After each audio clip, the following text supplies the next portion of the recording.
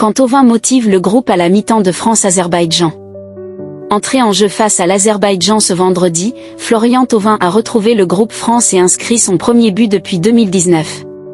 Sur le terrain comme dans les vestiaires, le Lensois reste une figure importante des Bleus. Il faut remonter au 11 juin 2019 et un match en Andorre, 0-4, comptant pour les qualifications à l'Euro 2020, pour voir le dernier but de Florian Thauvin avec les Bleus. Ce soir-là, il avait marqué et offert une passe décisive. Champion du monde 2018 avec l'équipe de France, le néo-lensois n'avait plus connu de sélection depuis 6 ans. Il a pu fêter la 11e par un but lors du match face à l'Azerbaïdjan, 3-0, ce vendredi au Parc des Princes. Heureux de retrouver les Bleus, Thauvin, 32 ans, retrouve une seconde jeunesse, sur le terrain, comme dans les vestiaires.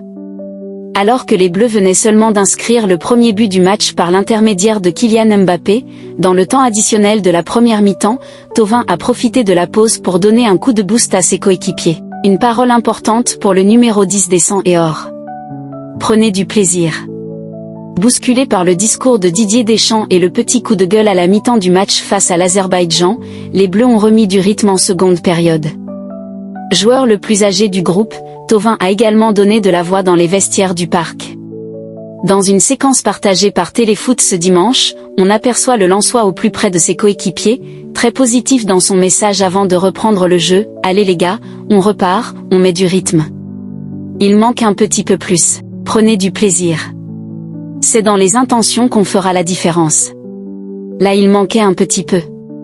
Tant qu'on peut mettre des buts, on les met. » Une parole qui a sûrement eu un impact dans la tête des joueurs de l'équipe de France. Leader de vestiaire comme il se dit défini, Thauvin a changé de statut depuis son retour au plus haut niveau.